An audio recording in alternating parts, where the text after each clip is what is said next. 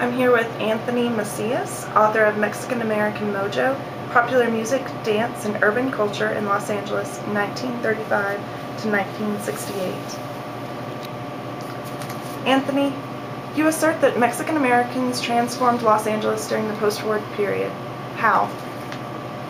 Thank you. That's an excellent question. One of the main areas, aside from the Zoot-Suits in the wartime period, in the post-war period, the successors to the Zoot-Suiters, the successors to the Pachucos and the Pachucos were Cholos and Cholas, so they influenced post-war fashion, sort of Southern California casual wear, sort of a tough guy aesthetic that was picked up on by middle-class white youths. Chola style as well, the female successors to the Pachucas, sort of their slang, their attitude, their fashion. The Cholos and the Cholas are associated with lowrider culture, lowered customized cars, so the car cruisers certainly influenced post-war Los Angeles as far as car cruising and car culture and car clubs, and the whole sort of lowrider aesthetic, which now there are lowriders all over the States and all over the world, and not to mention the Latin music scene. And in general, I argue Mexican Americans forced, Los Angeles was a very Midwestern migrant white city, so they forced the city, a monolingual English, sort of highbrow cultural city. Chicanos forced them to acknowledge, really their long neglected and often abused Mexican descent residents. Los Angeles was one of America's most segregated large cities during this time period, yet there was still ethnic mixing. Can you talk about the relationship between Mexican Americans and African Americans during the post-war period? Definitely. That is the core of the project. That was sort of from its inception. The relationship between blacks and Chicanos was my window into the period, and they're kind of kindred spirits as far as popular music, vernacular dance, fashion and style and slang, and they definitely borrowed from one another and influenced one another, particularly in the swing and jitterbug era. And of course everyone talks about the Zoot-Suits, so I have a chapter on the Zoot-Suits, but really Zoot-Suiters were, African Americans invented the Zoot-Suit, and Mexican Americans in Southern California created their own version of the Zoot-Suit.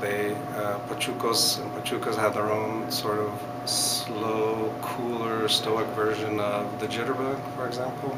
As far as rhythm and blues, blacks and Chicanos were at the forefront. Los Angeles had a lot of independent rhythm and blues labels, and Chicanos were their main supporters. Mexican Americans, after World War II, were the main bread and butter audience for African American rhythm and blues artists, so given their crucial participation in all of these genres, over time, I make an argument for what I call multicultural urban civility, where blacks and Chicanos were spearheading this movement to sort of fight segregation, challenge segregation in different neighborhoods, and really bring all the citizenry of the city and really the surrounding region together, fostering mutual appreciation, sort of intercultural understanding, racial tolerance. So in a segregated world, in a segregated city like Los Angeles, de facto segregation,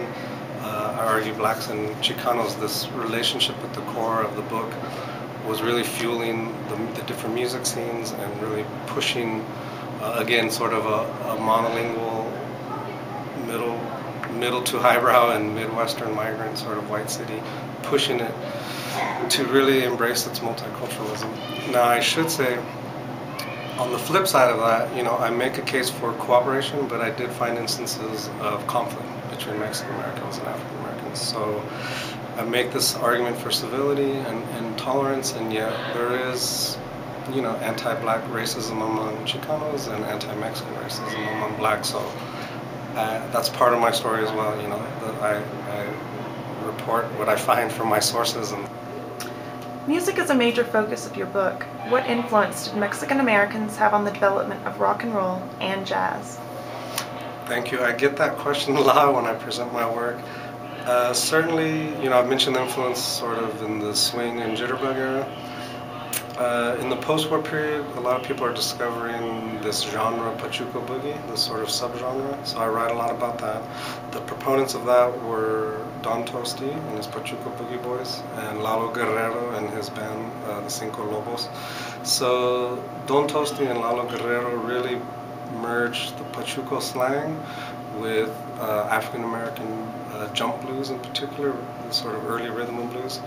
So they also brought a lot of Latin rhythms and Latin sort of piano styles to what's called Pachuco Boogie. So it's black boogie woogie plus Pachuco slang and attitude, but what's not often known is the B-sides and the other songs that weren't rhythm and blues boogie woogie, jump blues, were Latin tunes. They were rumbas and Afro-Cuban rhythms. So that's one influence. I talk about a gentleman named Gil Bernal. He was a singer and a saxophonist. So, you know, he played straight ahead jazz. He also played rhythm and blues with the Robins, for example, backing up the Robins. He played the saxophone on Riot in Cell Block Number 9 and Smokey Joe's Cafe and some of their hits. But what's also little known is Gil Bernal played with Chet Baker, Shelly Manne, and some of the West Coast, you know, cool jazz, the California jazz. Another gentleman I write about, Anthony Ortega, was a Chicano saxophonist, and he also played with some of the California, you know, the white West Coast jazz cats, particularly at the Hermosa Beach Lighthouse. And Anthony Ortega and Gil Bernal also played with Lionel Hampton and sort of an all-black orchestra. And finally, Anthony Ortega in particular was really an avant-garde jazz saxophonist. So later in his career, into the 60s, he put out some really creative sort of free jazz, what they call it, but he never got his due, he felt, because he wasn't white and he wasn't black. He wasn't seen as an innovator, and he wasn't part of the cool California West Coast jazz scene. And, you know, there's other gifted improvisers, composers, and arrangers, such as the trumpeter Paul Lopez, who I write about a lot, and another jazz saxophonist named Ruben Leon. So these are really unsung heroes and unheralded sort of musicians, and they kind of get left out of black and white jazz history. And then one other thing I should mention, in the realm of style and fashion, I try to make an argument for duck-tailed, leather-jacketed Pachucos and Mexican Americans during World War II, really influencing post-war sort of rebel without a cause rocker style. You know, if you think about the post-war rockers, they had leather jackets, blue jeans, cuffed at the bottom, and long slick back hair, which was essentially the way young Mexican Americans looked during World War II, Pachucos and non-Pachucos. But I think one of the strengths of my book is I'm really trying to refigure American music studies and, as I said, jazz history, popular music studies, rock and roll, and Latin histories by, you know, recreating this time and place, telling these hidden histories of these sort of unsung heroes and these little-known performers and musicians. Just that Mexican Americans were crucial co-creators and participants in really all of these periods of American history. You know, I'm kind of making an argument. Mexican Americans were part of the Greatest Generation.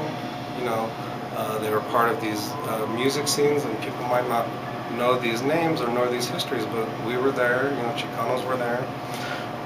They played an integral part of American history, from the Great Depression to the Vietnam War. From the Greatest Generation, like I said, to the sort of post-war baby boom, you know, 1960s youth culture. So Chicanos, Mexican Americans influenced Los Angeles urban culture, jazz, rhythm and blues, rock and roll, and Latin music in the post-war period. I rest my case. Thank you, Anthony, and congratulations on your book. Thank you so much.